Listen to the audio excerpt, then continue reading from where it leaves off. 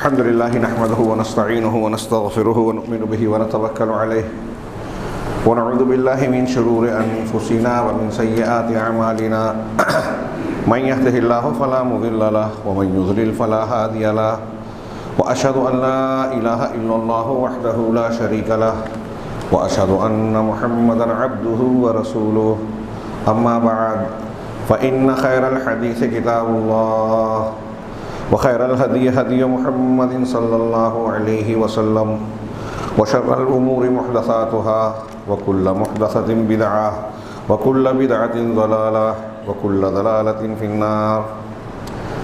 أعوذ بالله من الشيطان الرجيم. بسم الله الرحمن الرحيم. سبحان الذي أسرى بعبده ليلا من المسجد الحرام إلى المسجد الأقصى الذي باركنا حوله لنريه من آياتنا انہ هو السمیع البصیر. محترم حاضرین، ہم موجودہ حالات میں ایک چیز دیکھ رہے ہیں، بلکہ جھونج رہے ہیں اس میں کہ اغیار اعدائے اسلام کی جانب سے ہر روز اسلام اور مسلمانوں کو تنگ کرنے کے لیے، اسلام کی دعوت پر ضرب لگانے کے لیے، مسلمانوں سے اور اسلام سے لوگوں کو دور رکھنے اور نفرت دلانے کے لیے مختلف شوشے چھوڑے جاتے ہیں.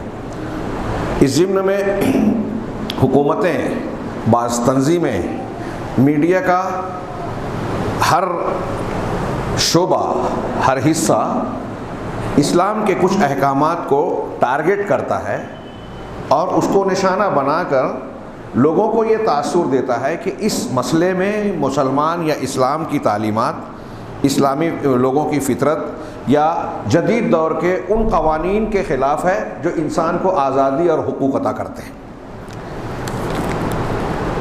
طلاق کا معاملہ پہلے گزرا، پھر کبھی اذان کے مسئلے کو اچھالا جاتا ہے، اور صرف ہمارے یہاں نہیں بلکہ عالمی سطح پہ یورپ میں بھی. ابھی ایک معاملہ حجاب کا تنازع کرناٹک ریاست سے اٹھا اور چل رہا ہے، کورٹ میں زیر بحث ہے. اس سلسلے میں فرانس کا حوالہ بھی دیا جا رہا ہے. یہاں اہل ایمان اور اسلام اس بات کی کوشش کرتے ہیں کہ لوگوں کو یہ بتائیں کہ یہ قوانین اور ضوابط لوگوں کے اپنے بنائے ہوئے نہیں ہیں، اللہ تبارک و تعالیٰ رب السماوات والارض کے بنایا ہوا دین ہے، اس کے بنائے ہوئے قوانین ہیں. اس میں کسی کو دخل دینے کی کوئی گنجائش نہیں ہے.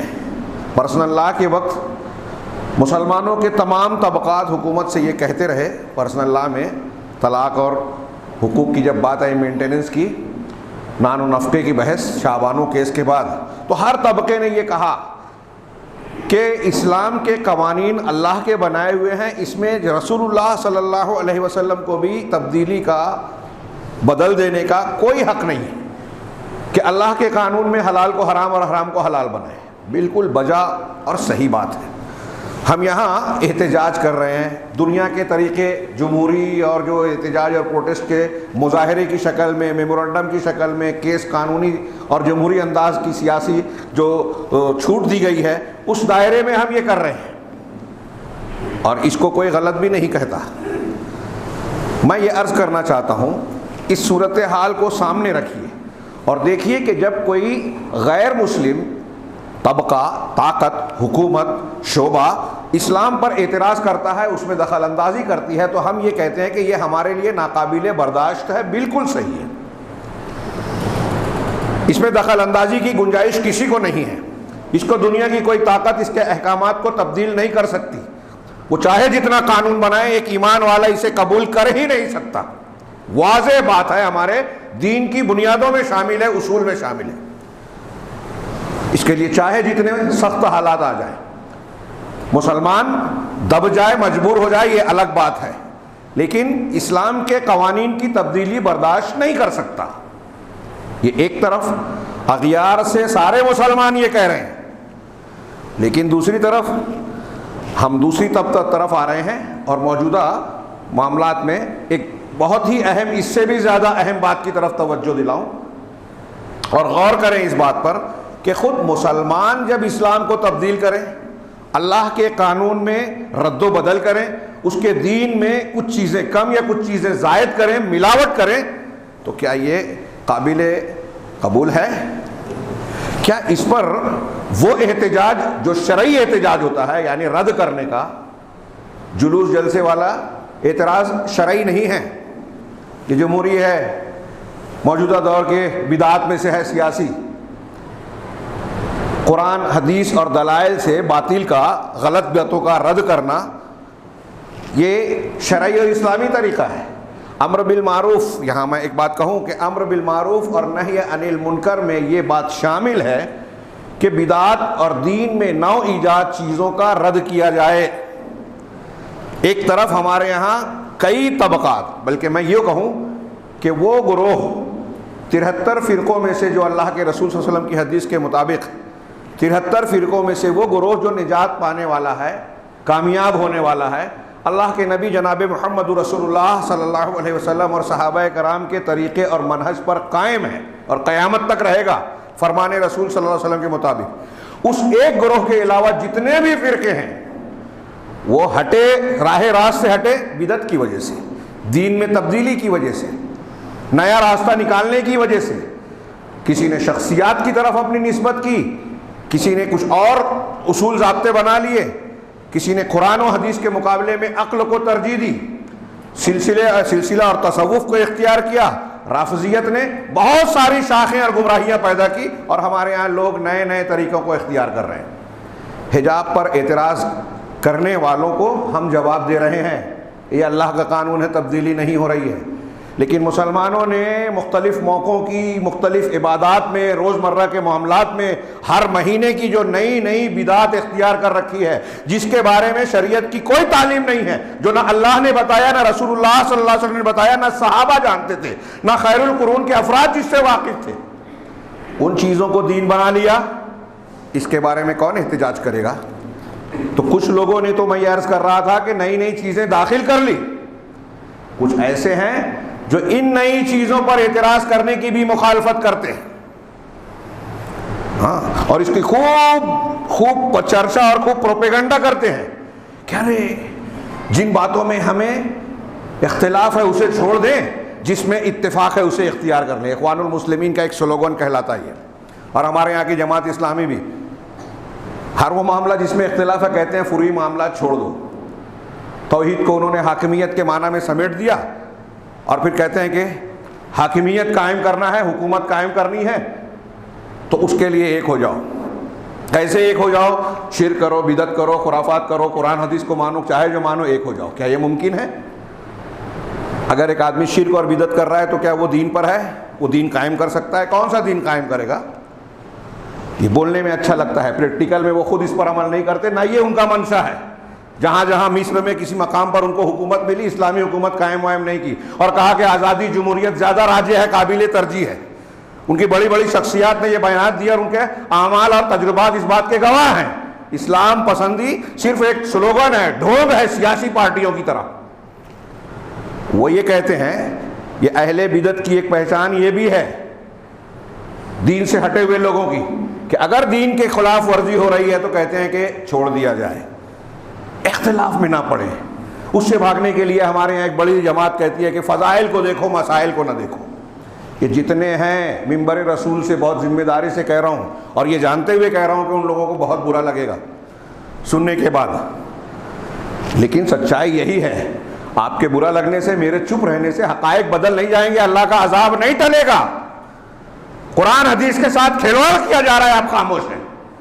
یہ غیر مسلم حجاب پر اعتراض کرے تو ہم کھڑے ہو جائیں، بالکل، اس میں بالکل ہونا چاہیے، لیکن آپ اور ہم مسلمان کہلانے والے طبقات کو دیکھ رہے ہیں کہ وہ دین میں تبدیلی کر رہے ہیں، نئی نئی بدعات اور خرافات اختیار کر رہے ہیں، ایسی ایسی چیزوں کو دین بنا کر دین کا حلیہ بگاڑ رہے ہیں جس کا قرآن حدیث اور دین سے کوئی تعلق ہی نہیں ہے۔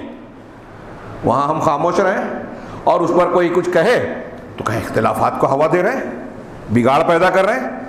اختلاف بدعت پیدا کرنے والوں نے کیا، قرآن حدیث پر چلنے والوں نے نہیں۔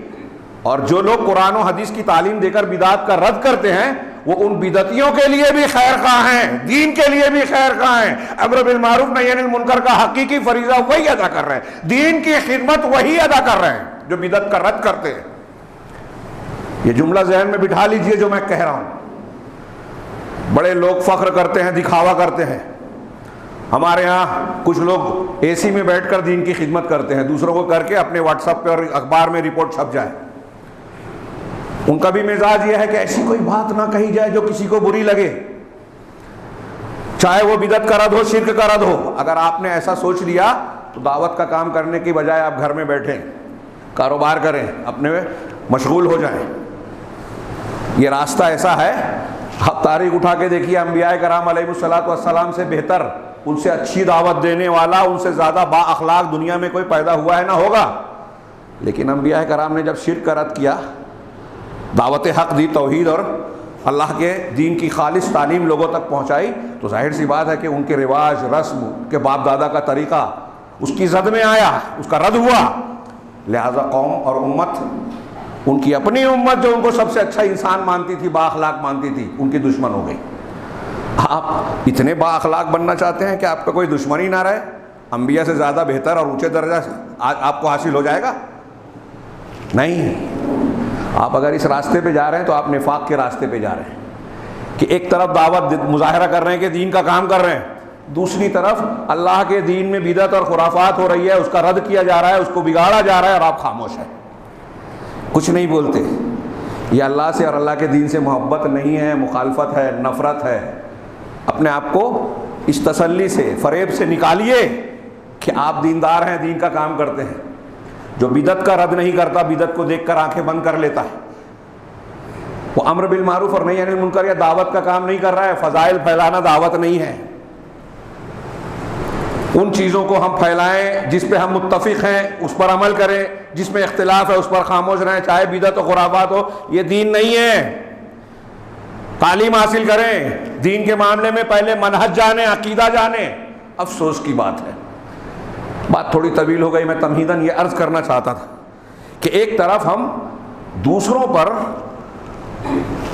غصہ ہو رہے ہیں, مخالفت کر رہے ہیں کہ وہ ہمارے دین کے کچھ چیزوں کو بدلنا چاہتے ہیں, دوسری طرف ہم جب اپنے اندر جھانک کر دیکھتے ہیں امت اسلامیہ کے ڈھانچے میں, تو یہاں ہر طرف یہ نظر آتا ہے کہ مسلمانوں نے خود ہی اللہ کے دین کو بدل کر رکھ دیا, کچھ کا کچھ بنا دیا.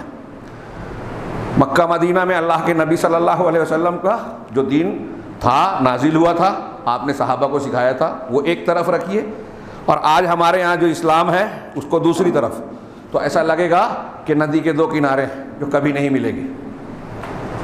ہاں, کون سا مہینہ ہے, کون سا دین کا شعبہ ہے, زندگی کا شعبہ ہے جس میں لوگوں نے دین کے نام پر ایسی چیزوں کو اختیار نہ کیا ہو جو دین ہے ہی نہیں. اب ابھی رجب کا مہینہ چل رہا ہے,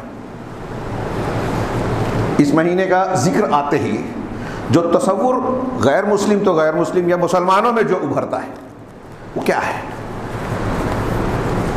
21 تاریخ گئی, اس دن کونڈے بنتے ہیں, پتہ نہیں اور کیا کیا رجبی کیا کہتے ہیں, حلوہ وغیرہ. ہاں, ایک نماز کی فضیلت بیان کی جاتی ہے, صلاۃ الرغائب. 4 رکعت پڑھی جائے, پہلی رکعت میں یہ سورہ اس طرح, دوسری میں یہ, تیسری میں اس کی یہ فضیلت ہے. من گھڑت اور جھوٹی حدیث. میرے علم کے مطابق کوئی ایک محدث ایسا نہیں ہے جو کہے کہ یہ ثابت ہے یا یہ قابل قبول ہے. جس نے بھی لکھا رد کیا کہ یہ جھوٹ ہے. اس مہینے کا پہلا جمعرات اور پہلا بدھ اور پہلا جمعہ اور آخری بدھ اور آخری جمعہ, اس طرح کی اور بھی کچھ فضیلتیں بیان کی جاتی ہیں. پھر 21 تاریخ کو کونڈا بنایا جاتا ہے. کس نام پر؟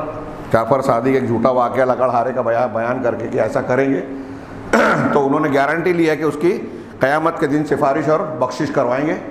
یہ حضرت جعفر صادق جب تحقیق کریں گے تو پتہ چلے گا کہ ایسا کوئی واقعہ ہے ہی نہیں. وہ مدینہ میں محل اور لکڑہارا اور یہ سب چیزیں تھی ہی نہیں. یہ شیعوں کا بنایا ہوا واقعہ ہے. حضرت امیر معاویہ رضی اللہ تعالیٰ عنہ کی وفات کا دن ہے.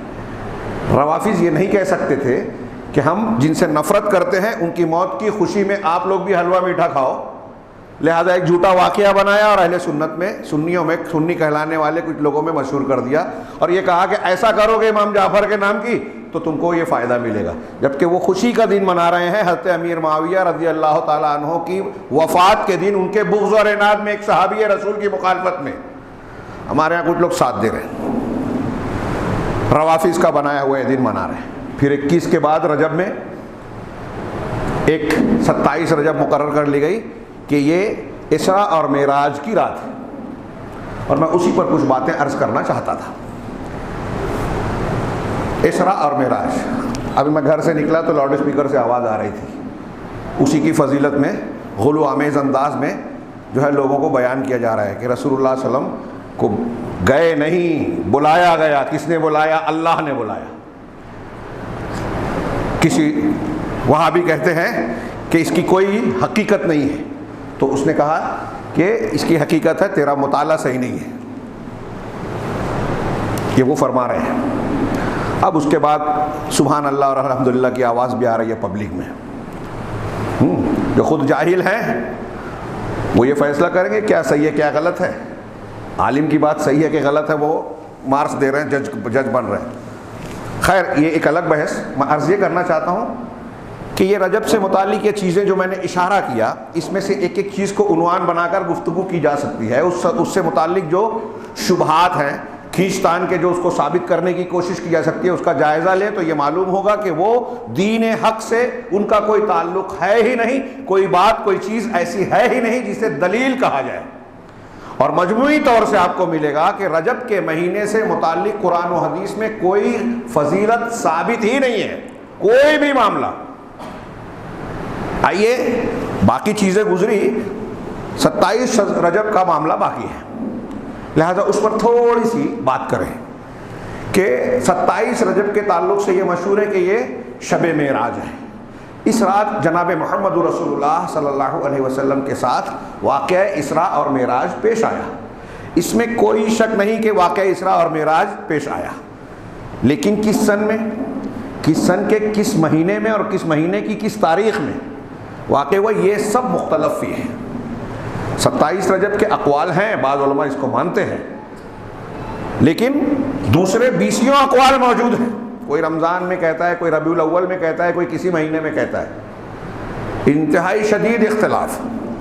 کس سن میں ہوئی اس میں بھی اختلاف ہے، لیکن راجح طور پر یہ ثابت ہو جاتا ہے کہ ہجرت سے سال ڈیڑھ سال پہلے، اور حضرت خدیجہ الکبریٰ رضی اللہ تعالیٰ عنہ اور اللہ کے رسول صلی اللہ علیہ وسلم کے چچا ابو طالب، ان دونوں کی وفات کے بعد ہوا.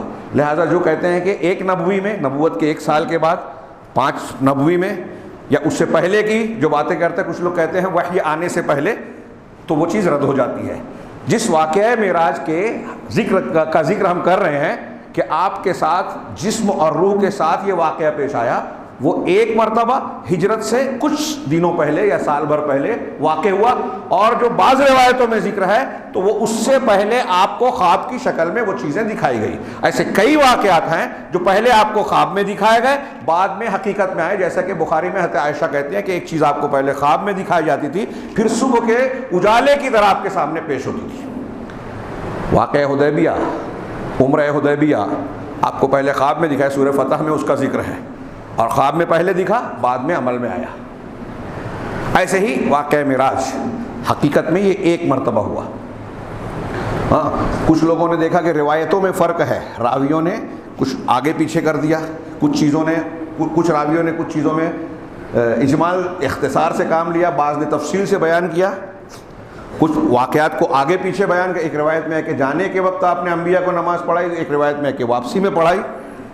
تو اس کو بنا کر کچھ لوگوں نے کہہ دیا کہ کئی مرتبہ، جب بھی روایت کا اختلاف ہوا کہا ایک مرتبہ اور ہوا.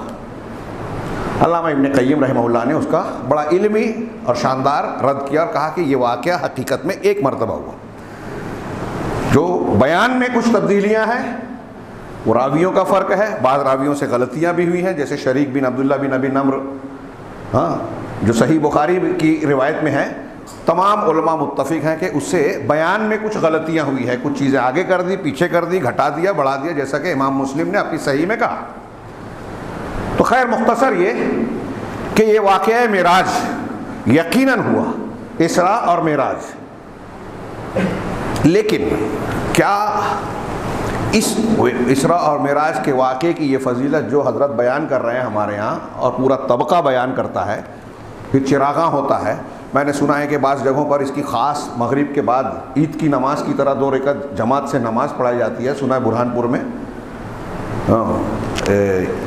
معراج کے دن یا 12 ربیع الاول کو باقاعدہ عید کے جیسی نماز پڑھی جاتی ہے. دونوں میں سے کوئی ایک دن ہے، میں بھول رہا ہوں. تو اس کا یہ جو اہتمام کیا جاتا ہے، کیا یہ دین قرآن و حدیث سے یہ ثابت ہے؟ قرآن سے، حدیثوں سے، صحابہ کرام رضوان اللہ علیہم اجمعین کے عمل سے، تابعین، تبع تابعین، ائمہ کرام سے یہ ثابت ہے؟ نہیں. تو پھر آج چونکہ ایک بہت اہم واقعہ پیش آیا تھا، اس لیے اب اس کی فضیلت مان رہے ہیں، تو ہم اب اس کو تلاش کریں کہ اسلامی تاریخ میں نبی کریم صلی اللہ علیہ وسلم کی حیات طیبہ میں کون کون سے بڑے واقعات پیش آئے تھے، تو ہم اس میں نئے نئے کام ایجاد کر لیں. یہ ہم کو اختیار ہے. ہاں، اللہ رسول نے، صحابہ نے جو چیز نہیں کی وہ دین ہو سکتا ہے کیا؟ ان کو نہیں سمجھا، ان کو سمجھ رہا ہے. جو محبت رسول کا دعویٰ کرتے ہیں اور اس میں اللہ کے رسول صلی اللہ علیہ وسلم کی عزت و تعظیم سمجھتے ہیں کہ عقیدت کا مظاہرہ کر رہے ہیں، غور کریں، سوال پوچھیں اپنے آپ سے کہ وہ کام جو آپ نے کیا نہیں، بتایا نہیں، وہ آپ لوگ کر رہے ہو. نبی صلی اللہ علیہ وسلم نے نہیں کیا، نہیں بتایا، آپ کر رہے ہیں. تو آپ کی مخالفت کر رہے ہو رسول اللہ صلی اللہ علیہ وسلم کی، یا محبت و موافقت، اتباع کر رہے ہو؟ بدعت کسے کہتے ہیں؟ اب اس کو بھی توڑ مروڑ کے ایسی تعریف کرتے ہیں، ایسے چور دروازے پیدا کرتے ہیں کہ جو طبقہ جو بدعت پہ عمل کرنا چاہتا ہے اس کو دین کا ڈھانچہ بنا کے، دین کا حصہ بنا کے دم لیتا ہے، اور عوام جو ہے آنکھ بند کر کے پیچھے چل پڑتی ہے. یہ جو میں بات کر رہا ہوں اس کو یوں ہی مت لیجیے. مسلمانوں کی پستی، انحطاط، اغیار سے مار کھانے کی ایک بہت بڑی بلکہ بنیادی وجہ ہے شرک اور بدعت. اس کے جو نقصانات آپ قرآن حدیث میں پڑھیں گے نا، صرف دوسری گناہوں کے نقصانات جو ہیں صرف ان 2 چیزوں کے نقصانات آپ پڑھیں گے تو یہ محسوس ہوگا کہ مسلمان جو کاٹے مارے جا رہے ہیں، اختلافات میں گھرے ہوئے ہیں، پریشانیوں سے دوچار ہیں، جتنی مصیبتیں اس کی جڑ شرک اور بدعت ہے. اگر ہم اپنے آپ کو مصیبتوں سے نکالنا چاہتے ہیں تو خالص اسلام کو سیکھیں، قرآن و حدیث پر عمل کریں. جو جتنا زیادہ دین پر عمل کرنے والا، جتنا زیادہ متقی ہوگا، اللہ کے وعدے، اللہ تبارک و تعالیٰ کی رحمتوں کا اتنا مستحق ہوگا. یہ میں نہیں کہہ رہا ہوں، قرآن و حدیث کی بے شمار دلیلیں، نصوص کہتے ہیں. لوگ بیان بھی کرتے ہیں مسلمانوں کی کمزوریاں، پریشانیاں دیکھ کر کہتے ہیں ایمان کمزور ہے. بالکل صحیح ہے، آپ کہتے ہیں ایمان کمزور ہے، لیکن ایمان مضبوط بنانے کا جو صحیح طریقہ ہے، کیا ایمان ہے، اس کے تقاضے کیا ہیں، یہ سمجھانے سمجھنے کے لیے کوئی تیاری نہیں ہے. جب یہ طبقہ، یہ بحث آتی ہے تو اختلاف میں مت پڑو.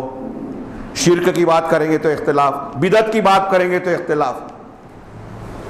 یہ اختلاف نہیں ہے، یہ شریعت کا حق ہے. میں نے پہلے کہا اسلامی تاریخ میں کوئی دور آپ کو ایسا نہیں ملے گا، نبی صلی اللہ علیہ وسلم کے دور سے لے کر آج تک کوئی ایک دور بھی ایسا نہیں ملے گا جب اہل ایمان میں جو اہل حق تھے انہوں نے باطل کا، بدعات کا رد نہ کیا ہو، دین کی خدمت نہ کی ہو. لہٰذا یہ دین کا حصہ ہے. آئیے اسراء اور معراج سے متعلق کچھ باتیں میں نے اشارتاً کہی. سب سے پہلی بات تو یہ کہ خود اس کی تاریخ میں کہ واقعہ کس تاریخ کو ہوا، اس میں سلف میں اختلاف ہونا اور تعین نہ ہونا یہ اس بات کی دلیل ہے کہ ان کے یہاں اس رات کا کوئی اہتمام تھا ہی نہیں، اور اللہ اور رسول نے اس کی کوئی فضیلت بیان ہی نہیں کی. جن راتوں کی، دنوں کی فضیلت بیان کی گئی ان کا اہتمام کرتے تھے عہد اول کے مسلمان. اللہ نے کہا لیلۃ القدر خیر من الف شہر. ہاں، شب قدر 1000 مہینوں سے بہتر ہے، یہ قرآن نے کہا، اللہ کے رسول صلی اللہ علیہ وسلم نے تفصیلات بیان کی. اب اس کا اہتمام کیا صحابہ کرام نے، لیلۃ القدر کون سی ہے، اس کی تلاش کی جائے، اس پہ محنت کی جائے، عبادات کی جائے. آپ نے عملاً بتایا، شب معراج کے بارے میں نہیں بتایا، 12 ربیع الاول کے متعلق نہیں بتایا، 15 شعبان کے متعلق نہیں بتایا، لیکن وہ لیلۃ القدر جس کا ذکر صاف صاف قرآن میں ہے، وہ ہمارے یہاں جو میڈ ان انڈیا دین کو ماننے والے لوگ ہیں ان کے یہاں اس کا اہتمام سب سے کم ہے. اور جنہوں نے روافض کی بدعتیوں کی بنائی ہوئی راتوں کو اہمیت دی، دینوں کو اہمیت دیا، ان کا اہتمام زیادہ، اس میں زیادہ لائٹنگ ہوتی ہے، مظاہرہ ہوتا ہے، نئے کپڑے اور نہ جانے کیا کیا۔ اور بدعت کی پہچان یہ بھی ہے کہ ایک شہر میں الگ انداز میں منائی جاتی ہے، دوسرے میں کچھ الگ انداز سے، کیونکہ قرآن حدیث میں اس کے احکامات نہیں ہیں، سب اپنے دماغ سے ایجاد کیا جا رہا ہے، تو جہاں کے لوگوں نے جیسے ایجاد کر لیا ویسے چل رہا ہے، یہ ہے بدعت۔ تو پہلی بات تو یہ اسرا اور معراج۔ اسرا معنی ہوتا ہے رات میں لے جانا، سیرہ لیلن، سیرہ بہی لیلن، ہاں اسرا بہی اے سیرہ لیلن، رات میں کسی کو لے جانا۔ اور معراج کہتے ہیں سیڑھی کو جس پر چڑھا جائے۔ جب ہم یہ لفظی معنی بتایا، جب ہم شریعت میں کہہ رہے ہیں اسرا اور معراج، تو یہ دو متلازم ایک دوسرے سے جڑے ہوئے واقعات ہیں جو ایک ہی رات میں جناب محمد رسول اللہ صلی اللہ علیہ وسلم کو پیش آئے۔ اور ہمارے عقیدے کے مطابق، کیونکہ یہ قرآن اور حدیث میں، قرآن سے ثابت ہے، حدیثوں سے جس میں متواتر حدیثیں بھی ہیں، ہاں، اور اہل نقل کا، جمہور سلف و خلف کا اس پر اجماع بھی ہے کہ اسراء اور معراج کا واقعہ جناب محمد رسول اللہ صلی اللہ علیہ وسلم کے ساتھ ایک رات میں پیش آیا، جس میں مکہ سے براق پر سوار کر کے حضرت جبرائیل علیہ السلام نے اپنی معیت میں اللہ کے حکم سے آپ کو بیت الحرام سے مسجد اقصی تک سفر کرایا۔ پہلا مسجد حرام یعنی مکہ سے مسجد اقصی یعنی فلسطین جو آج ہے، ہاں بیت المقدس، وہاں تک لے گئے۔ یہ یہاں سے یہاں کے سفر کو اسرا کہا جاتا ہے، رات میں لے جانا۔ پھر اسی رات میں وہاں آپ پہنچے، براق کو باندھا، اس مسجد میں انبیاء کرام علیہم السلام کی آپ نے امامت فرمائی۔ ہاں، انبیاء کرام اس دنیا سے جو چلے گئے ہیں وہ مکلف نہیں ہے نماز روزے کے، یہ ان کے لیے، اللہ کے رسول صلی اللہ علیہ وسلم کے لیے فضیلت کی بات ہے، ان کے اظہار مقام کا اس میں تذکرہ ہوتا ہے۔ نبی کریم صلی اللہ علیہ وسلم کا آپ ان تمام انبیاء کی امامت کرنا آپ کے لیے تسلی بھی ہے، آپ کے درجہ سید المرسلین کے آپ رسولوں کے سردار ہیں، اس کا مظاہرہ بھی ہے۔ تو انبیاء کرام کی آپ نے امامت فرمائی۔ اس کے بعد جبرائیل علیہ السلام نے آپ کو ایک برتن شراب کا اور ایک برتن دودھ کا پیش کیا، بعض روایتوں میں شہد بھی ہے۔ آپ نے دودھ کو اختیار کیا تو حضرت جبرائیل نے کہا کہ آپ نے فطرت کو اختیار کیا ہے۔ نبی فطرت ہیں ہمارے رسول، اس میں بھی کئی نقطے ہیں لیکن موقع نہیں، آگے۔ پھر اسی وقت اسی سفر میں آپ کو وہاں سے معراج کا سفر، آسمان کا سفر کرایا گیا، پہلا دوسرا، ہر آسمان پہ درجے کے مطابق اللہ تبارک و تعالیٰ کی جانب سے ایک پیغمبر کا یا دو پیغمبر کا، دوسرے پہ جو حضرت عیسیٰ اور حضرت یحییٰ اکٹھا، یعنی انبیاء کرام علیہ السلام کی ملاقاتیں ہوئی، سب نے آپ کو سلام کہا، مرحبا کہا، آپ کی نبوت کا اقرار کیا۔ یہ آپ کے لیے مزید تسلی کی، پچھلے انبیاء آپ کی نبوت کو مان رہے ہیں۔ اس وقت مکہ والوں نے آپ کو ستانے میں انتہا کر دی تھی، تو آپ کے لیے یہ واقعہ تسلی کا اور بہت ساری دوسری حکمتوں اور مقاصد کا حامل تھا، جیسا کہ ابھی ہم پڑھیں گے آیت میں، لِنُرِيَهُ مِنْ آیَاتِنَا۔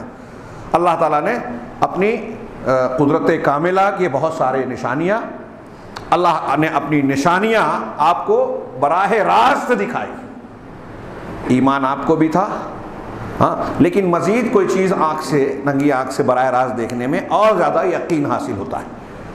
بہرحال اللہ کے نبی صلی اللہ علیہ وسلم کو وہاں سے آسمانوں سے ہوتا ہوا 7ویں آسمان اور پھر اس کے بعد سدرۃ المنتہا، 6 اور 7ویں آسمان پر حضرت موسیٰ علیہ السلام، حضرت ابراہیم علیہ السلام سے جو بیت المعمور سے ٹیک لگا کے بیٹھے تھے، ملاقات ہوئی، بات چیت ہوئی، پھر آپ سدرۃ المنتہا تک لے جائے گئے، جو ایک بیری کا درخت ہے۔ قرآن نے کہا عند سدرۃ المنتہا عندہا جنت المأویٰ اذ یغشی السدرۃ، یہ الگ الگ آئے تھے، سورہ نجم میں اس کا ذکر ہے۔ تو اللہ تبارک و تعالیٰ نے وہاں تک پہنچایا، فرشتے وہاں سے آگے نہیں جاتے۔ یہ سدرۃ المنتہا کہتے ہیں کچھ روایتوں میں 6 آسمان پہ، کچھ کہتے ہیں 7ویں آسمان پر۔ تطبیق دیتے ہوئے بعض علماء نے، اہل علم نے کہا کہ اس کی جڑیں جو ہے 6 آسمان پر ہے اور اس کی شاخیں، تنے جو ہے وہاں جا کے 7ویں آسمان تک پھیلی ہوئی ہے۔ ہاں، اس کی کچھ علامتیں کہ وہاں نور تھا، ہاں، سونے کے پروانے وہاں اڑتے رہے، فرشتوں کا عکس رہا، عجیب و غریب انوار اور تجلیات تھیں اللہ کے فرشتوں کا عکس، اور وہاں اللہ تعالیٰ کی تجلیات اور نشانیاں تھیں جسے نبی کریم صلی اللہ علیہ وسلم نے براہ راست دیکھا۔ اور پھر نبی کریم صلی اللہ علیہ وسلم کی اللہ تبارک و تعالیٰ سے بات چیت ہوئی، کلام کے شرف سے مشرف کیے گئے۔ صحیح بات یہ ہے کہ آپ نے اللہ تبارک و تعالیٰ کا دیدار نہیں کیا، تمام صحابہ متفق ہیں لگ بھگ، ہاں، اور قرآن کی آیتیں حدیثیں واضح کرتی ہیں کہ جو قرآن میں کہا گیا ہے کہ ثم دنا فتدلی فکان قاب قوسین او ادنی، یہ جو قرآن میں کہا گیا کہ اور نزدیک ہوئے اور قریب 2 کمان کا فاصلہ رہ گیا یا اس سے بھی کم، یہ سیدنا جبرائیل علیہ السلام کے بارے میں کہا گیا۔ ہاں، وَلَقَدْ رَآهُ نَزْلَةً أُخْرَىٰ، وہیں کہا قرآن میں اللہ تعالیٰ نے، یہ اس کی تائید کرتی ہے کہ اللہ تعالیٰ کہہ رہا ہے کہ آپ نے ان کو یعنی جبرائیل کو دوسری مرتبہ دیکھا۔ ایک مرتبہ نبوت کے ابتدائی دور میں، جس کے بارے میں دیکھنے کے بعد آپ پر تھر تھراہٹ طاری ہوئی، آسمان اور زمین کے درمیان افق کو پورا ڈھانپ کر حضرت جبرائیل علیہ السلام اپنی شکل میں جب نظر آئے، اصلی شکل میں، تو پورا افق جو ہے ڈھانپ لیا اور 600 پر تھے۔ اسی شکل میں آپ نے سدرۃ المنتہا کے پاس دیکھا۔ وہیں اللہ تبارک و تعالیٰ سے کلام سے مشرف ہوئے نبی کریم صلی اللہ علیہ وسلم، اور آپ کو اللہ کی جانب سے 3 تحفے دیے گئے: 50 وقت کی نماز، سورۃ البقرہ کی آخری 2 آیتیں، اور تیسرے یہ وعدہ کہ امت محمدیہ کا جو مسلمان شرک نہیں کرے گا وہ جلد یا بدیر بخشا جائے گا، وہ جنت میں جائے گا۔ وہ چاہے گناہوں کی زیادتی کی وجہ سے اولاً جہنم میں چلا جائے، لیکن جو توحید پر رہے گا، یعنی شرک اکبر سے جو مسلمان امت محمدیہ کا جو فرد محفوظ رہے گا، توحید پر رہے گا، وہ جنت میں جائے گا ضرور، اور اگر شرک اکبر پر کوئی مرا ہے تو پھر سوال ہی نہیں۔ یہ 3 تحفے دیے گئے، 50 وقت کی نمازیں دی گئی۔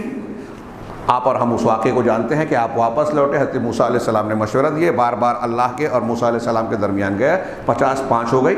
اعلان ہوا کہ یہ 5 کی جو پابندی کرے گا اس کو 50 کا ثواب دیا جائے گا۔ اللہ کے نزدیک قول و قرار بدلتے نہیں، یہ امت محمدیہ کو تحفہ دیا گیا۔ یہ نماز کی اہمیت، سورہ بقرہ کی آخری 2 آیتوں کی فضیلت، اور شرک نہ کرنے والوں کی معافی کا انعام، یہ ہمارے لیے اللہ تعالیٰ کا خاص تحفہ ہے امت محمدیہ کو۔ اللہ نے نماز پہلے بھی تھی، لیکن 5 وقت کی باقاعدہ نماز وہاں بلا کر دی گئی۔ پھر بعض روایتیں یہ بھی ہے کہ اس کے دوسرے دن جبرائیل علیہ السلام نے آ کے آپ کو نماز پڑھائی، پہلے دن 5 نمازیں ابتدائی وقت میں، دوسرے دن 5 نمازیں انتہائی وقت میں، اور کہا کہ الوقت بین ہذین، نماز کے اوقات یہ دونوں دن کے درمیان والے اوقات میں ہیں۔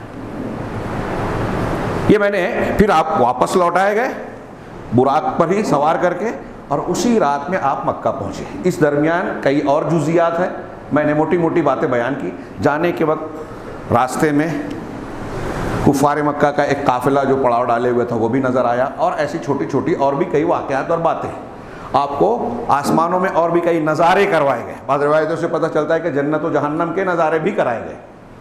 ان ساری تفصیلات کا تذکرہ کچھ اجمالی طور سے قرآن میں ہے، تفصیلات احادیث میں ہے جو متواتر ہیں، تواتر کے درجے کو پہنچی ہوئی، اور ائمہ نقل جمہور امت سلف خلف کا اس پر اتفاق اور اجماع ہے۔ عقل والوں میں سے کچھ لوگ، بعض گمراہ فرقے جہمیہ معتزلہ، وہ اس کا رد کرتے ہیں، کہتے ہیں خواب میں ہوا۔ ہمارے ہاں بھی کچھ لوگ ہیں، سر سید احمد خان صاحب نے یہی بیان کیا، یہ خواب کا واقعہ ہے۔ ہاں، صوفیہ اس میں اور دوسری طرح کی کہتے ہیں کہ معراج اور اسرا دراصل اللہ کے رسول صلی اللہ علیہ وسلم کی ترقی کی بات ہے، ترقی، اور پھر اس میں وہ انبیاء سے ملاقات اور ایسی ملاقات اور فلاں چیز کی تعویل کرتے ہیں کہ اس سے مراد ستارے ہیں، نجوم ہیں۔ یہ ستارہ پرستوں، فلاسفہ اور اہل اثر کے دین سے متاثر ہو کر یہ انہوں نے بیان کیا۔ تو میں نے صرف ان کے قول کی طرف اشارہ کیا، اس کی تفصیل اور اس کے تفصیلی رد کا یہ موقع نہیں۔ اس پورے واقعے کو قرآن و حدیث میں آپ ملاحظہ فرمائیں۔ ہاں، یہ قرآن نے بتایا سب سے پہلے اسرا، سبحان الذی اسرا بعبدہ لیلا من المسجد الحرام الی المسجد الاقصی الذی بارکنا حولہ، پاک ہے وہ ذات جو اپنے بندے کو راتوں رات لے گیا مسجد حرام سے مسجد اقصی تک، ہاں، لنوریہ من آیاتنا، الذی بارکنا حولہ، جس کے ارد گرد کو ہم نے برکت والا بنایا۔ مسجد اقصیٰ کا ارد گرد، فلسطین، شام کا علاقہ انتہائی ہر اعتبار سے اللہ نے برکت سے عطا کیا۔ وہاں افراد پیدا ہوئے، انبیاء آئے، پھر زمینی اعتبار سے انتہائی زرخیز اور سرسبز و شاداب ہے۔ کیوں بھیجا، کیوں لے گئے اللہ تعالیٰ؟ لِنُرِيَهُ مِنْ آیاتنا، تاکہ اپنی نشانیاں آپ کو دکھائیں۔ اس ایک آیت میں اسراء کا بھی ذکر ہے اور معراج کا بھی۔ سورہ نجم کی آیتوں میں معراج کا تذکرہ ہے، اس ایک ہی آیت میں راتوں رات لے گیا اللہ تبارک و تعالیٰ۔ تو مسجد حرام سے مسجد اقصیٰ تک کا یہ سفر، اور لِنُرِيَهُ مِنْ آیاتنا سے اہل علم نے یہ مسئلہ نکالا، ثابت کیا کہ اس سے معراج ثابت ہوتی ہے کہ تاکہ ہم نشانیاں دکھائیں۔ اب جو زمین کی نشانیاں آپ مسجد حرام یا مکہ سے بیت المقدس تک جو پہنچ رہے ہیں، تو زمین کی نشانیاں جو دیکھی، وہ نشانیاں تو اکثر لوگوں نے دیکھی، ان نشانیوں کو، زمین میں جو چیزیں نظر آ رہی ہیں ان کو تو بہت سے لوگ دیکھ رہے تھے۔ وہ کون سی چیز تھی جو اللہ کے رسول صلی اللہ علیہ وسلم کو دکھائی گئی اور لوگ نہیں دیکھ سکتے تھے؟ وہ آسمان کی خبریں تھیں۔ تو پتہ یہ چلا کہ ہم آپ کو بطور خاص جو نشانیاں دکھانا چاہتے ہیں، وہ نشانیاں نہیں ہیں جو دنیا میں ہیں، وہ تو لوگ بھی دیکھ رہے ہیں، وہ نشانیاں ہیں جو آسمان میں ہیں۔ اور آسمان کی نشانیاں دکھانے سے پہلے معجزانہ سفر یہاں سے یہاں کروایا، تاکہ اگر کوئی سوال اٹھائے تو یہ پہلا حصہ اس کے سامنے بطور ثبوت پیش کیا جائے۔ کفار مکہ نے جب سوال کیا، روایتوں میں ہے کہ اللہ کے رسول صلی اللہ علیہ وسلم سے جب آپ نے یہ بیان کیا تو لوگوں نے مذاق اڑایا، اور پھر یہ جانتے تھے کہ آپ بیت المقدس کبھی نہیں گئے ہیں، مسجد اقصیٰ کو دیکھا نہیں ہے، اس لیے پوچھا کہ کیسی ہے، کیا ہے، بتائیے آپ کچھ نشانیاں۔ اللہ تعالیٰ نے مسجد اقصیٰ کو سامنے کر دیا اور آپ ایک ایک چیز اس کی بیان کرتے گئے۔ راستے کے قافلے نے بھی گواہی دی، جب آپ نے بتایا کہ راستے میں مکہ کا قافلہ فلاں فلاں جگہ پڑاؤ ڈالا ہوا تھا، جانور اس طرح بندھے ہوئے تھے فلاں، تو ان لوگوں نے تصدیق کی کہ ہاں یہ بات تو صحیح ہے، فلاں رات کو فلاں جگہ ہم نے قیام کیا تھا، پڑاؤ ڈالا تھا۔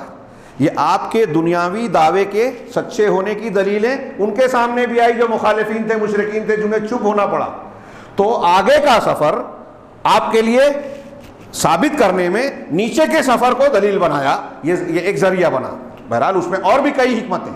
تو نبی کریم صلی اللہ علیہ وسلم کا یہ سفر قرآن و حدیث سے ثابت ہے، یہ اس لیے ہر مسلمان کو اس پر ایمان لانا واجب ہے۔ اب یہاں اور بھی کئی باتیں۔ اسراء، رات کا سفر کیسے ہوا؟ ہمارا عقیدہ یہ ہے بنا، آپ عقیدے کی کتابوں میں دیکھیں، امام ابو جعفر طحاوی حنفی کا عقیدہ، علامہ ابن قیم اور دوسروں نے جو بیان کیا کہ اہل ایمان یہ عقیدہ رکھتے ہیں کہ اللہ کے نبی صلی اللہ علیہ وسلم کے ساتھ اسراء اور معراج کا واقعہ ہوا۔ جبرائیل علیہ الصلوۃ والسلام کی صحبت میں براق پر سوار کر کے مسجد اقصیٰ، مسجد حرام یعنی مکہ سے مسجد اقصیٰ یعنی بیت المقدس تک، پھر اسی رات میں وہاں سے آسمانوں تک، سدرۃ المنتہا تک اللہ کا کلام، پھر تحفہ لے کر واپس آنا مختلف مشاہدات کے بعد۔ یہ ہمارے عقیدے کا حصہ ہے، اور یہ سفر آپ نے براق پر سوار ہو کے جسم اور روح کے ساتھ کیا، بیداری کی حالت میں کیا۔ یہ جو دو باتیں کہی، کچھ لوگ کہتے ہیں کہ یہ روحانی سفر تھا، غلط، جسم اور روح دونوں تھا۔ کچھ لوگ کہتے ہیں کہ خواب میں ہوا تھا، یہ بھی غلط، بیداری میں تھا۔ اگر خواب میں واقعہ ہوا ہوتا تو ابو جہل اور اس کے موافقین جو ہے اللہ کے رسول صلی اللہ علیہ وسلم کا مذاق نہیں اڑاتے، خواب تو وہ بھی دیکھتے تھے۔ خواب میں ہوا ہوتا یا صرف روح کا ہوا ہوتا تو اس کے لیے کچھ مسلمان جو نئے نئے ہوئے تھے، بعض مرتد ہو گئے کہ ارے اللہ کے رسول یہ دعویٰ کر رہے ہیں، کوئی بڑی یہ نہیں ہوتا۔ اس واقعے کا تذکرہ کفار نے جب حضرت بکر صدیق سے کیا کہ کیا یہ بھی مان ہو گئے محمد جو دعویٰ کر رہے ہیں ایک ہی رات میں ایسا ایسا سفر کر لیا؟ اگر وہ کہہ رہے ہیں تو میں ایمان لاتا ہوں، اس سے بڑی بڑی باتیں مانی، اس بنیاد پر آپ کو صدیق کہا گیا۔ تو خواب کی بات ماننے پر اتنا بڑا لقب کیوں ملتا؟ سبھی مانتے تھے، کفار بھی مانتے تھے۔ کچھ لوگوں نے جسم اور روح کے ساتھ ہونے کی ایک دلیل یہ بھی دی کہ براق پر سوار کیا۔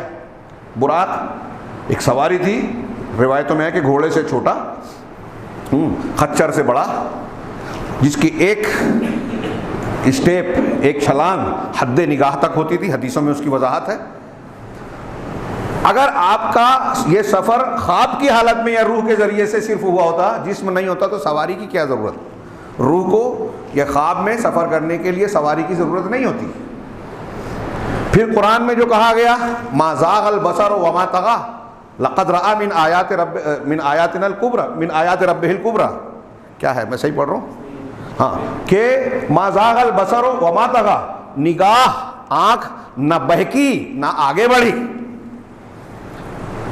علامہ شنقیطی اور دوسرے مفسرین، علامہ ابن کثیر نے بھی غالباً یہ استدلال کیا اس سے کہ دیکھیے اللہ تعالیٰ کہہ رہا ہے کہ آنکھ نہ بہکی نہ آگے بڑھی۔ یہ آنکھ جو ہے جسم کا آلہ ہے، روح کا نہیں۔ خواب میں اس کی ضرورت نہیں ہے، روح کو اس کی، خواب اور روح الگ باتیں ہیں، یہ دونوں غلط ہے۔ تو یہ جو آنکھ ہے ہماری، یہ ہمارے جسم کا پارٹ ہے، پارٹ آف باڈی۔ تو آنکھ نے جو دیکھا، اس سے پہلے بھی کما کذب الفؤاد ما رأى، اس سے پہلے سورہ نجم میں کہا کہ دل نے جو آنکھ نے جو دیکھا، دل نے اسے جھٹلایا نہیں۔ تو یہ جو آنکھ کی بات ہو رہی ہے، یہ اس بات کی دلیل ہے کہ نبی کریم صلی اللہ علیہ وسلم جسم کے ساتھ گئے تھے اور آپ کی اس آنکھ نے، جو سر کی آنکھ ہے، اس نے دیکھا۔ سورہ بنی اسرائیل کی آیت نمبر 60 میں اللہ نے فرمایا کہ وما جعلنا الرؤيا التي اريناك الا فتنة للناس، کہ ہم نے جو آپ کو مشاہدہ کروایا، جو دکھایا، وہ لوگوں کے لیے آزمائش ہے۔ حضرت ابن عباس رضی اللہ تعالیٰ عنہ، حبر الامہ، ترجمان قرآن، وہ اس کی تفسیر کرتے ہوئے کہتے ہیں کہ ہمارے جسم میں جو سر کی آنکھ ہے، جس سے آدمی مشاہدہ کرتا ہے، اللہ کے نبی صلی اللہ علیہ وسلم کو اسراء و معراج کی رات اس آنکھ سے اللہ نے غیب کی نشانیاں دکھائیں، بہت ساری تجلیات دکھائیں اس آنکھ سے۔ تبھی تو یہ فتنہ ہے۔ قرآن کیا کہہ رہا ہے آیت نمبر 60 جو میں نے پڑھی، کہ اس کو ہم نے لوگوں کے لیے فتنہ یعنی آزمائش بنایا۔ اگر خواب ہوتا، روح کا سفر ہوتا، تو آزمائش کہاں ہے؟ یہ ایسی چند دلیلیں میں دے رہا ہوں۔ ایک دلیل لوگوں نے یہ دی کہ اللہ تعالیٰ نے قرآن میں یہاں یہ کہا سبحان الذی اسریٰ بعبدہ، عبد سے کیا، اس سے پہلے میں کہوں کہ سبحان کہا۔ سبحان اللہ پاک ہے، یہ کس مقام پر کہا جاتا ہے؟ تعجب کے مقام پر۔ اللہ کے نبی صلی اللہ علیہ وسلم کا ایک رات میں اس طرح سفر کرنا یہ عقل میں آنے والی بات نہیں تھی۔ کیوں؟ ہمارے مشاہدے، تجربے اور انسانی قوت و طاقت کو سامنے رکھیں تو یہ سفر ناممکن ہے ایک انسان کے لیے، تو ہمارے لیے ہماری قدرت سے، انسانوں کی قدرت سے باہر ہے۔ اللہ کہہ رہا ہے کہ تمہاری یا مخلوق کی قدرت سے باہر ہے، لیکن اللہ تو پاک ہے، اس کی قدرت سے کچھ بھی باہر نہیں ہے۔ وہ پاک ہے، وہ یہ سفر کرا سکتا ہے، اور اس سے ایسی چیزیں جو تم نہیں سمجھ سکتے۔ اور یہاں اللہ کی سبحان کہنے کا ایک مطلب یہ بھی ہے کہ رسول اللہ صلی اللہ علیہ وسلم نے جو سفر کیا، تو یہ رسول اللہ صلی اللہ علیہ وسلم کی طاقت، قوت، خصوصیت نہیں ہے کہ آپ کے اندر یہ شکتی پاور ہو جو اللہ کے اندر ہے۔ اللہ پاک ہے۔ پھر آپ نے کیا کہا؟ الذی اسریٰ بعبدہ، جو راتوں رات لے گیا، کسے لے گیا؟ اپنے بندے کو۔ عبد کا لفظ یہاں کئی مسئلہ، بڑا مسئلہ ثابت کرتا ہے۔ یہاں اللہ نے یہ نہیں کہا کہ بے روح عبدہ، اپنے عبد، اپنے بندے کی روح کو لے گیا، یہ نہیں کہا۔ ہم جب کہتے ہیں انسان، لفظ انسان، تو کیا ہم اور آپ انسان ہیں؟ ہمارا دو حصہ ہے، ایک روح ہے، ایک جسم ہے۔ اب جب انسان کہتے ہیں تو کیا اس سے ہم روح مراد لیتے ہیں؟ کوئی یہ کہے کہ میں تو انسان بولا تھا لیکن میرا مقصد روح تھا، میں تو انسان بولا تھا میرا مقصد صرف باڈی تھی، روح نہیں تھی، دونوں میں سے ایک کو۔ جب انسان بولا جائے گا تو روح اور جسم دونوں کے مجموعے کو بولا جاتا ہے۔ یہ اہل علم کی بات کہہ رہا ہوں، امام طحاوی نے بھی اسے ذکر کیا، علامہ ابن قیم نے بھی۔ تو ایسے ہی لفظ عبد جب بولا جائے گا، عبد یعنی بندہ، تو یہاں صرف روح یا صرف جسم مراد نہیں لیا جا سکتا۔ انسان کی طرح لفظ عبد بھی جب بولا جائے تو روح اور جسم دونوں کے مجموعے کو بولا جائے گا۔ یہ اس بات کی دلیل ہے کہ آپ کو جسم اور روح دونوں کے ساتھ لے جایا گیا تھا، نمبر ایک۔ دوسرا یہ کہ یہاں اللہ کے رسول، اللہ تعالیٰ نے اپنے بندے، اپنے رسول کو عبد کہا۔ سبحان الذی اسریٰ بنبیہ، سبحان الذی اسریٰ برسولہ نہیں کہا، نبی اور رسول نہیں کہا، عبد کہا۔ یہ بھی اس جانب اشارہ ہے جو بہت اہم اور بنیادی مسئلہ ہے۔ دنیا کی عالمگیر گمراہی یہ رہی ہے، یا تو کسی شخصیت کو اس کا جو اصل مقام ہے وہ مانتے ہی نہیں، ماننے کو تیار ہی نہیں ہوتے۔ اس کا جو مقام، مرتبہ ہے، اپنے سماج میں دیکھ لیجئے، اکثر یہ ہوتا ہے کہ جس سماج میں، جس شہر میں کوئی قابل آدمی ہوتا ہے، اس شہر کے لوگ اس کی قیمت نہیں جانتے۔ خیر یہ ایک الگ بحث ہو جائے گی، عمومی، یہاں تک کہ انبیاء کے ساتھ بھی یہ ہوا، تو دوسروں کی بات تو الگ ہے۔ تو اول تو جس شخصیت کا جو مقام ہے لوگ اس کو ماننے کو تیار نہیں ہوتے، اور کبھی مانتے ہیں تو پھر شیطان کیا کرتا ہے، اس کو اس کے درجے سے بڑھا کر منواتا ہے۔ مانتے ہیں تو پھر اس میں غلو کر جاتے ہیں۔ اس کی بہت واضح مثال، حضرت عیسیٰ علیہ السلام کو اللہ نے رسول بنا کر مبعوث کیا تو یہودیوں نے آپ کو پیغمبر بھی نہیں مانا جو تھے، رسول بھی نہیں مانا، قتل کرنے کی کوشش کی، سولی دینے کی کوشش کی، اور عیسائیوں نے، نصارہ نے مانا تو کیسے مانا، نعوذ باللہ اللہ کا بیٹا بنا دیا۔ پہلے کچھ لوگوں نے وہ بھی نہیں مانا جو تھے، اور جنہوں نے مانا وہ بنا دیا جو نہیں تھے۔ اب عیسائیوں سے کہیے کہ اللہ کے بیٹے نہیں تھے تو ان کو لگتا ہے کہ یسوع مسیح کی گستاخی کر رہے ہیں۔ ایسے ہی ہمارے یہاں کچھ لوگوں نے کہا اللہ کے رسول صلی اللہ علیہ وسلم عالم غیب ہیں، ہم کہتے نہیں، گستاخ رسول۔ آپ نے بنایا، قرآن کہہ رہا ہے کہ آپ کہہ دو کہ میں غیب نہیں جانتا، قرآن کہہ رہا ہے، تو آپ جب کہہ رہے تو آپ اللہ کی شان میں گستاخی کر رہے ہو۔ اللہ کی طرح اگر علام الغیوب عالم غیب مان رہے ہو، ہمارا کچھ نہیں جاتا، آپ اپنا بگاڑ رہے ہو۔ کفر اور شرک ہے یہ۔ نور مجسم، حاضر و ناظر، مختار کل، کیا کیا دعوے کر لیے نبی کریم صلی اللہ علیہ وسلم کے تعلق سے۔ ان کا مطلب یہ ہے کہ آپ نے رسول اللہ صلی اللہ علیہ وسلم کو عبدیت کے دائرے سے باہر نکال دیا، کہ آپ بندے نہیں ہیں، اللہ ہیں، عبد نہیں ہے، معبود ہیں، یہ بنا دیا انہوں نے۔ ان کا شاعر کہتا ہے وہی جو مستوی عرشتہ خدا بن کر اتر پڑا ہے مدینے میں مصطفیٰ بن کر۔ ایک طرف یہ غلو کرتے ہیں، ایک طرف یہ غلو کچھ لوگ کرتے ہیں، دوسری طرف اللہ کے رسول کی شان میں گستاخی کرتے ہیں کہ جو دین نہیں بتایا وہ بنا رہے دین۔ یہ رجب میں یہ ساری چیزیں اللہ کے رسول سے زیادہ سمجھنے لگا۔ اپنے ایسے صوفیہ اور بزرگوں کو مانتے ہیں جو کہتے ہیں کہ ہم کو رسول کی ضرورت نہیں ہے، ڈائریکٹ اللہ سے لے لیتے ہیں۔ ہمارے مشائخ اور پیر صاحبان نے کہا ہے کہ ہمارا سلسلہ پکڑ لو، اس کو مان لو، اس کا وظیفہ اختیار کر لو۔ رفاعی، چشتی، نقشبندی، قادری، جس سلسلے کو آپ نے پکڑا ان کے یہاں گارنٹی ہے کہ آپ نبی کی بات، قرآن حدیث کی بات مانو کہ نہ مانو، ہمارے سلسلے کو پکڑ لو، قیامت کے دن بخشش کروا لیں گے، جنت میں ڈلوا دیں گے۔ دین کو کھلواڑ بنا رکھا ہے۔ مسلمانوں کے لیے مصیبتوں کی جڑ یہ بدعقیدگیاں ہیں، یا تو نبی صلی اللہ علیہ وسلم کو ان کے مقام سے بڑھا کر اللہ سے ملا دیا، یا پھر اپنے پیر اور مشائخ سے بھی چھوٹا بنا دیا کہ آپ کی نہیں مانیں گے، ان کی مانیں گے۔ دونوں طرف اللہ کے رسول صلی اللہ علیہ وسلم کے تعلق سے افراد و تفرید، بدعقیدگی۔ جب ہم کہتے ہیں کہ واشهد ان محمدًا عبدہ ورسولہ، دونوں کا رد ہوتا ہے۔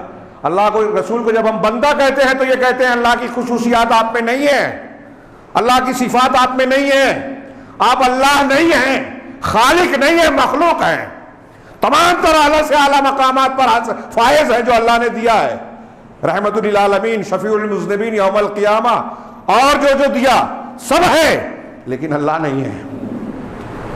اللہ کے اختیارات نہیں رکھتے۔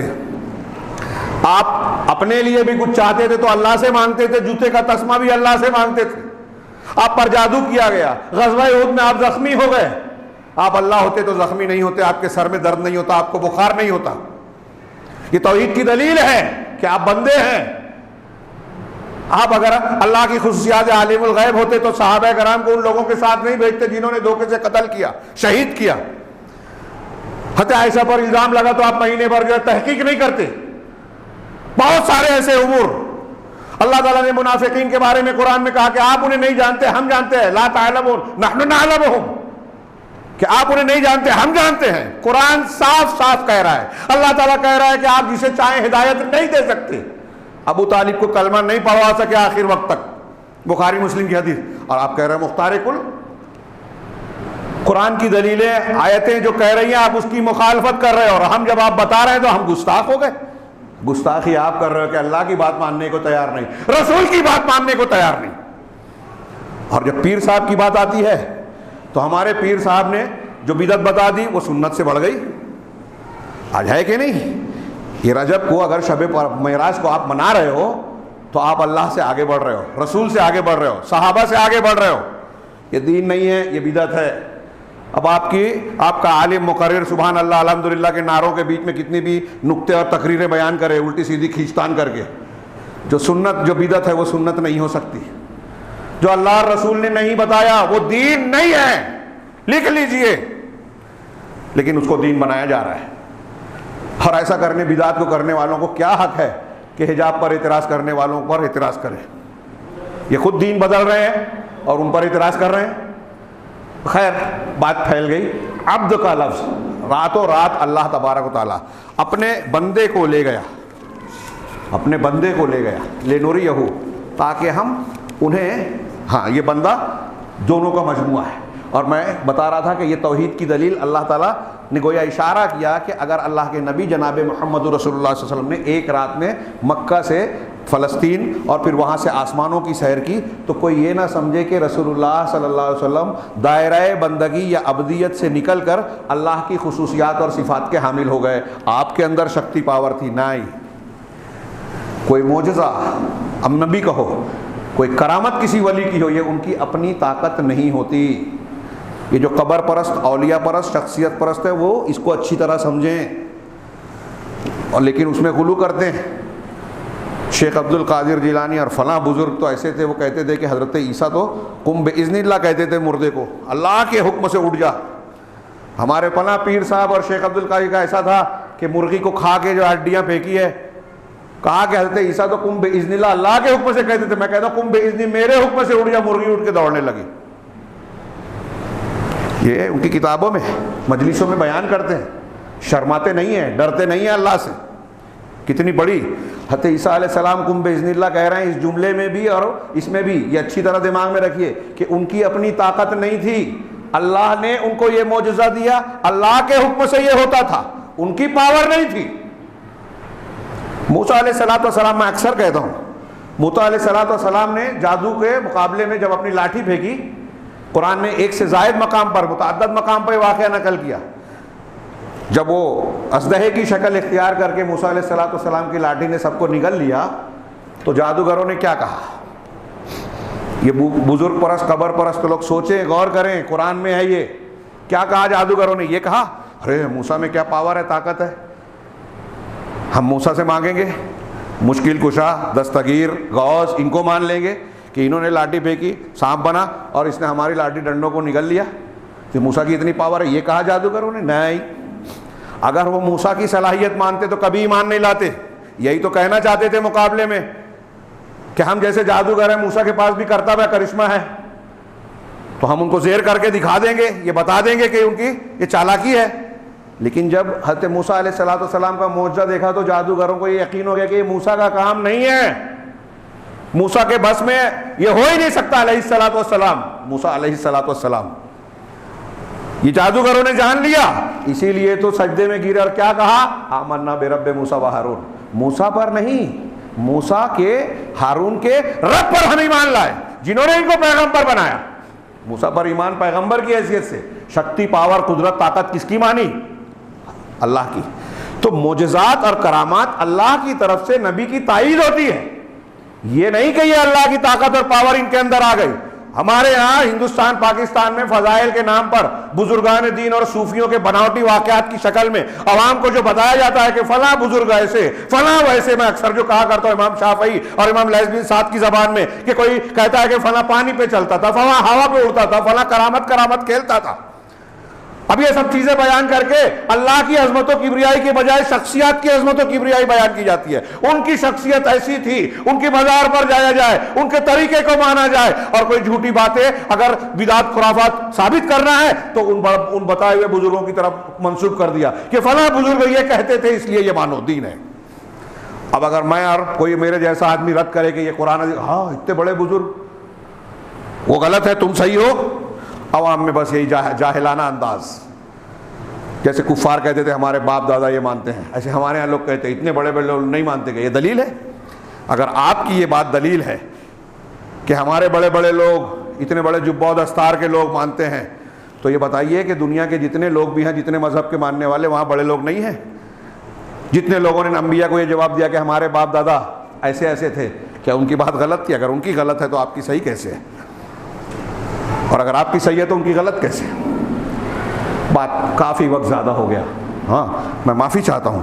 اور یہاں اسراء اور معراج سے متعلق میرے ہاتھ میں جو کاغذ ہے میں نے خاص اس سے لے کے رکھا تھا کہ اسراء اور معراج سے متعلق جو ثمرات اور فوائد حاصل ہوتے ہیں وہ کیا ہے. کچھ اور بھی ضمنی بحثیں تھی، میں صرف ہلکا سا تذکرہ کر دوں کہ اس سے جو ہمارے عقیدے کی بہت بڑی بنیادیں ثابت ہوتی ہے، جس میں لوگ گمراہی کا شکار ہیں۔ اس واقعے میں اللہ کا علو ثابت ہوتا ہے کہ اللہ اوپر ہے، عرش پر مستوی ہے۔ ہمارے یہاں کچھ لوگ انکار کرتے ہیں، اور ہمارے گرد و پیش میں صوفیہ بھی اللہ ہر جگہ ہے اور نہ جانے اس قسم کے کیا باتیں، ہر جگہ علم اور قدرت سے ہے۔ ذات کے ساتھ اللہ عرش پر ہے، تبھی تو اللہ کے رسول یہاں سے وہاں گئے، ہر جگہ سے تو یہیں معراج ہو جاتی۔ ہاں، دنیا کے اندر آسمان پہ جانے لے جانے کی کیا ضرورت؟ تو اللہ تبارک و تعالیٰ کے لیے علو ثابت ہوتا ہے، جو قرآن سے، حدیثوں سے، فطرت سے، صحیح عقل سے اور ثابت ہے، اور اس پر تمام ملت کے لوگ، یہاں تک کہ یہود، نصارہ اور مسلمان میں جتنے فطرت کے لوگ ہیں سب اس پر متفق ہیں۔ ہاں، حضرت موسیٰ نے قرآن میں ہے کہا، جب فرعون نے موسیٰ علیہ السلام کی مخالفت کی تو کیا کہا؟ یا حامان ابن لی صرحا، اے حامان میرے لیے ایک اونچی عمارت بنا، ہاں، لعلی اطلع، ہاں کیا ہے آگے، ابلغ الاسباب، ہاں اسباب السماوات، تاکہ میں اسباب ان ذرائع بلندیوں پر چڑھوں آسمانوں کے، اور موسیٰ کے الہ پر مطلع ہو سکوں۔ یعنی فرعون بھی یہ مان رہا ہے کہ موسیٰ علیہ السلام کہہ رہے ہیں کہ اللہ اوپر ہے۔ اس سے کہا کہ آج جو جہمی جو اللہ کے اوپر ہونے کا انکار کرتا ہے نا، وہ فرعونی ہے، فرعون کے مسلک پہ ہے، کیونکہ فرعون حضرت موسیٰ کا مذاق اڑا رہا ہے کہ اللہ اوپر ہے۔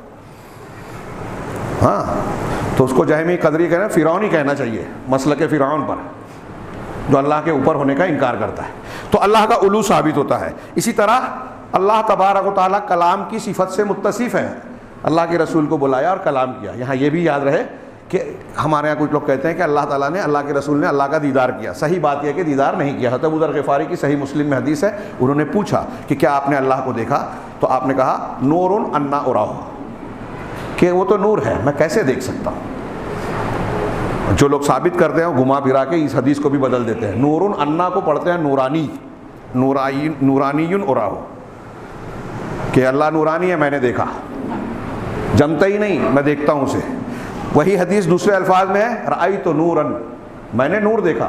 وہ نور جو اللہ کے رسول صلی اللہ علیہ وسلم کے گرد کا پردہ ہے، جس کے بارے میں دوسرے حدیثوں میں ہے کہ اگر اللہ اپنے گرد کے پردے کو ہٹا دے تو اللہ تبارک و تعالیٰ کی تجلیات جہاں تک اس کی نگاہ جائے گی ساری چیزیں جلا دے گی۔ جیسے طور پر اللہ نے تجلی فرمائی تھی تو وہ ریزہ ریزہ ہو گیا تھا۔ ہماری تاب دنیا کی چیزوں کو اللہ کے دیدار کی تاب نہیں ہے، لیکن جنتیوں کو اس کی تاب اللہ طاقت اللہ دے گا۔ تو یہ جو دیکھا تھا حضرت جبرائیل کو دیکھا تھا، اللہ کا کلام ہوا، اور اس سے یہ پتہ چلا کہ اللہ تعالیٰ کلام کی صفت سے متصف ہے۔ کچھ لوگ اس کا بھی انکار کرتے ہیں، تعویل کرتے ہیں۔ ہمارے ہاں جو حنفی مسلک کے ماننے والے اشعری ماتوریدی عقیدے میں ہیں، حنفی نہیں ہیں عقیدے میں، وہ بھی اللہ کے کلام کی صفت کو ویسے نہیں مانتے جیسے امام ابو حنیفہ، امام شافعی، امام مالک، امام احمد، سارے محدثین جمہور امت ہم اور آپ مانتے ہیں۔ اٹھا کے دیکھ لیں، تفصیل کا موقع نہیں۔ تیسرا، اس میں اللہ تبارک و تعالیٰ کی عظمت، اس کی قدرت کا کمال، اور یہ ثابت ہوتا ہے کہ اللہ ہر چیز پر قادر ہے۔ چنانچہ جب اللہ نے جو چاہا وہ کیا، اور جو اللہ نہیں چاہتا وہ ہو ہی نہیں سکتا۔ اللہ کے رسول کو معراج کرائے، جب چاہا کرایا، ہاں، اور ایک رات میں کیسے سفر کروایا، اور پھر قرآن بیت المقدس اور پھر آسمان زمین کی جو خبریں، جو مشاہدات ہیں، وہ اللہ کی قدرت کاملہ پر دلالت کرتے ہیں۔ اس کے علاوہ نبی صلی اللہ علیہ وسلم کی فضیلت اور آپ کا مقام اس پورے واقعے میں ظاہر ہوتا ہے کہ آپ نے انبیاء کی امامت کی، ہاں، اور آپ کو گویا سیادت کا، انبیاء کے سید ہونے کا مقام عطا کیا گیا۔ ہاں، اس سلسلے کی بعض تفصیلات کسی اور موقع پر آپ کے شرف اور فضل کا اظہار ہوتا ہے۔ اسی طریقے سے یہ بھی معلوم ہوا کہ اللہ کے یہاں انبیاء کرام علیہ الصلوۃ والسلام کے درجات ہیں، لیکن یہ بھی صحیح ہے کہ کوئی کم سے کم درجے کا بھی نبی ہو، غیر نبی اس کے درجے کو نہیں پہنچ سکتا۔ اور اگر کوئی شخص، یہ صوفیوں کے یہاں یہ عقیدہ ہے، لیکن علماء سلف و خلف اہل سنت کا یہ اتفاق ہے کہ اگر کوئی شخص کسی غیر نبی کو نبی جیسا یا نبی سے افضل مانتا ہے تو وہ کافر ہے، اسلام سے خارج ہو جائے گا۔ ہاں، اس کے علاوہ ایک یہ ہے کہ جنت اور جہنم کا موجود ہے، اللہ تبارک و تعالیٰ نے ان کو پیدا کر رکھا ہے، ان کے بعض مناظر کو اس سفر میں دکھایا گیا۔ اور کچھ چیزیں تھیں لیکن موقع نہیں ہے، کافی وقت زیادہ ہو گیا، میں اس کے لیے معافی چاہتا ہوں۔ اسراء اور معراج یا دوسرے معاملات دین اور شریعت میں جن چیزوں کو جہاں رکھا گیا ہے ان کو وہیں رکھا جائے۔ دین حق ہمارا اور آپ کا یہی امتحان ہے کوئی کتنا بڑا بھی آدمی، کتنی بڑی بھی تعداد اگر کوئی بات کہہ رہی ہے تو ان کے کہنے سے دین نہیں ہوگا۔ دلیل جو اللہ نے کہا اور جو رسول نے، اور خاص طور سے عقائد کے معاملے میں، تہوار کے معاملے میں، عبادات کے معاملے میں قرآن اور حدیث نے جو چیز بیان کی ہے وہی ہمارے لیے شریعت ہے، دین ہے۔ باقی جن لوگوں نے خود اختیار کر لیا، میں نے کہا کتنی بڑی بھی تعداد ہو، کتنا بھی اس کا مظاہرہ کیا جائے، کیسی بھی چکنی چپڑی بات کی جائے، اگر قرآن حدیث کی دلیل نہیں ہے، اللہ اور اس کے رسول کی مہر تصدیق نہیں ہے، صحابہ نے اس پر عمل نہیں کیا، تو اسے دین مت مانیے۔ اور اگر آپ اسے دین مان رہے ہو تو تیار رہیے، دنیا میں جو بے عزتیاں ہیں، آخرت میں اگر کوئی کفر شرک بدعت لے کے جاتا ہے تو اس کے عمل کے ضائع ہو جانے کا کھلا اعلان قرآن و حدیث میں موجود ہے۔ اللہ تعالیٰ سے دعا ہے کہ وہ ہمیں صحیح دین کو سمجھنے، اسی پر عمل کرنے کی توفیق عطا فرمائے، اور ہمارے جو بھائی مختلف قسم کی بدعت، خرافات اور دین کے نام پر دین کی مخالفتوں میں ملوث ہیں، ہمیں اللہ تعالیٰ اپنی طاقت اور قوت کے مطابق توفیق عطا فرمائے کہ ہم ان کو صحیح دین سمجھا سکیں اور ان کو ان بدعت و خرافات سے نکالیں۔ یہ ان کے لیے بھی بھلا ہے، ہمارے لیے بھی بھلا ہے۔ اللہ تعالیٰ ہمیں دنیا اور آخرت کے خیرات سے نوازے۔ وآخر دعوانا الحمدللہ رب العالمین۔ بارک اللہ لنا ولکم فی القرآن المجید ونفعنا وإیاکم بالآیات والذکر الحکیم، انہ تعالی جواد کریم ملک بر رحیم۔